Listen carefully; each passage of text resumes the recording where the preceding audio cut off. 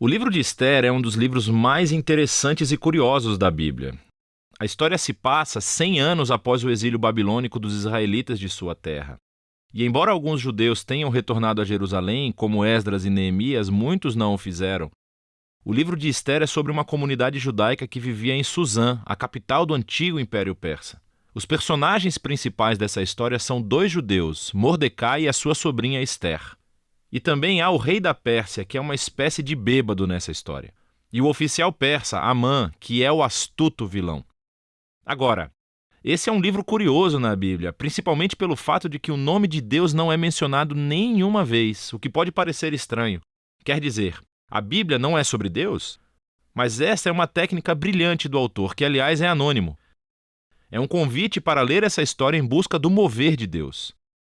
E há sinais disso em todo lugar. A história é cheia de coincidências muito estranhas e inversões irônicas, e tudo isso força você a ver o propósito de Deus por trás de tudo. Vamos nos aprofundar na história.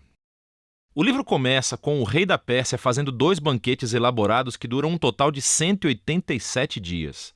E é tudo pelo propósito grandioso de exibir a sua grandeza e esplendor. No último dia do banquete, ele está muito bêbado e exige que a sua esposa, a rainha Vasti, apareça na festa para mostrar a sua beleza. Ela recusa, e assim, em uma fúria embriagada, o rei destitui Vasti e faz um decreto muito bobo de que todos os homens persas devem ser agora os donos das suas próprias casas. Então ele realiza um concurso de beleza com o objetivo de encontrar uma nova rainha. Isso é como uma novela muito ruim, mas é aqui que conhecemos Ester e Mordecai. Ester esconde a sua identidade judaica, entra no concurso de beleza e vence. E o rei fica tão obcecado com Ester que ele a exalta para se tornar a nova rainha da Pérsia. Depois disso, e de forma acidental, acontece de Mordecai ouvir 2 guardas reais conspirando para assassinar o rei. E assim ele informa Ester, que por sua vez informa ao rei, e Mordecai recebe crédito por salvar a vida do rei. Desde o começo, Deus não é mencionado em nenhum lugar. Mas tudo isso parece providencialmente ordenado. O que é que Deus está fazendo? Você precisa continuar lendo. A seguir, somos apresentados a Amã, que na verdade não é persa. Ele é chamado de Agagita. Ele é um descendente dos antigos cananeus. Lembre-se de 1 Samuel capítulo 15. O rei eleva Amã à posição mais alta do reino e ele exige que todos se ajoelhem diante de Amã.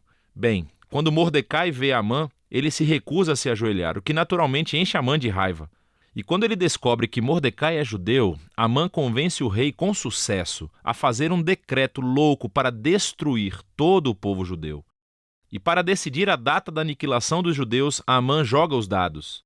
Um dado é chamado Pur, em hebraico.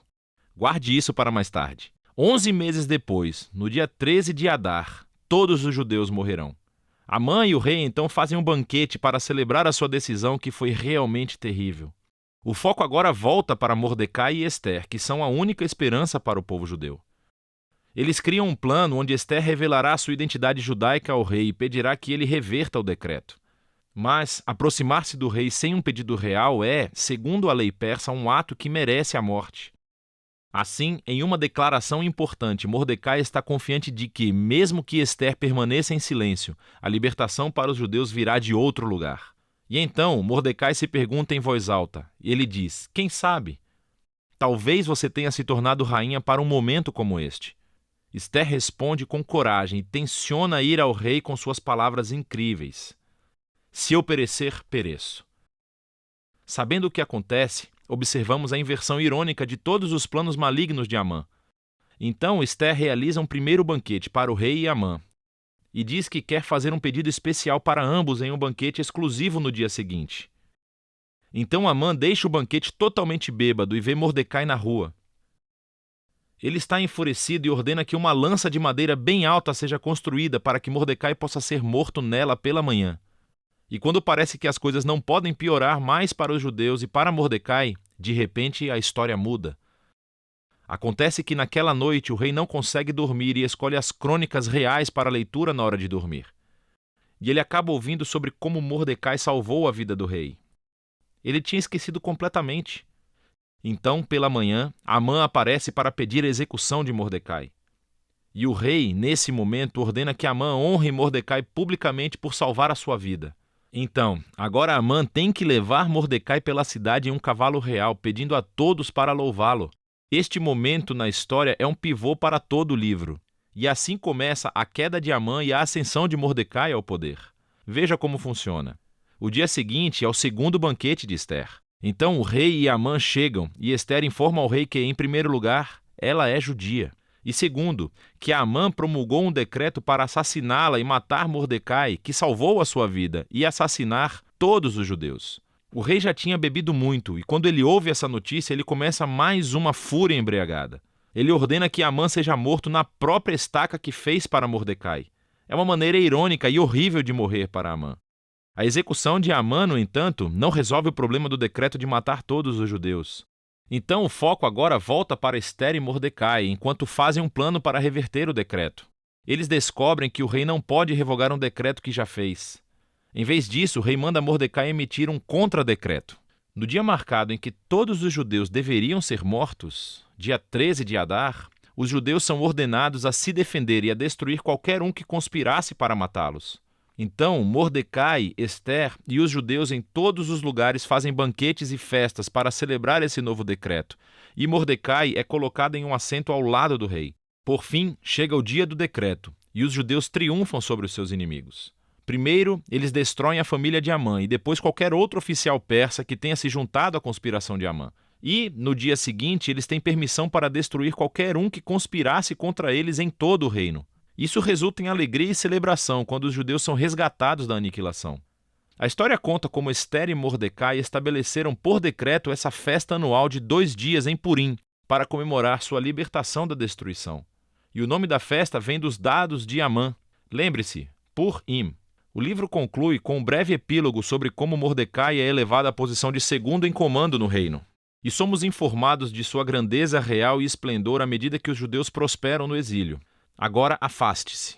Observe como toda essa história foi criada. A história estava cheia de momentos de inversão irônica, mas agora podemos ver toda ela estruturada como uma inversão irônica, até nos detalhes. Assim, o esplendor, banquete e decretos do rei são refletidos no esplendor, banquetes e decretos de Mordecai no final. Ester e Mordecai primeiro salvam o rei e agora salvam todos os judeus. Depois, você tem a elevação de Amã, seguido dos seus éditos e banquetes, que são invertidos pela elevação de Mordecai, seguido pelo seu édito e banquete. E no meio da estrutura da história, você tem as cenas de planejamento de Ester e Mordecai. E depois temos os 2 banquetes de Ester que emolduram o maior momento da inversão em toda a história, a humilhação de Amã e a exaltação de Mordecai. Outra característica fascinante desse livro é a ambiguidade moral dos personagens. Há muita bebida, raiva, sexo e assassinato dos quais Mordecai e Ester fazem parte. Fora a violação de muitos mandamentos da Torá, como casar com gentios e comer alimentos impuros. E a história não coloca Mordecai e Ester como exemplo moral, como se endossasse todo o seu comportamento. Mas eles são apresentados como modelos de uma vida de confiança e esperança, quando as coisas começam a dar errado.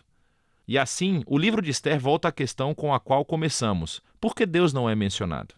A mensagem desse livro parece ser que, quando parece que Deus está ausente, quando o seu povo está no exílio, quando é infiel à Torá, será que isso significa que Deus está cansado de Israel?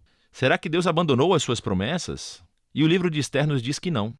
Ele nos convida a ver que Deus pode e trabalha no meio da confusão e ambiguidade moral da história humana. E ele usa a fidelidade de pessoas moralmente comprometidas para realizar os seus propósitos. E assim, o livro de Ester nos pede para estarmos dispostos a confiar na providência de Deus, mesmo quando não podemos vê-lo trabalhando. E esperar que, não importa quão ruim as coisas fiquem, Deus está comprometido em redimir o seu mundo. E é disso que se trata o livro de Ester.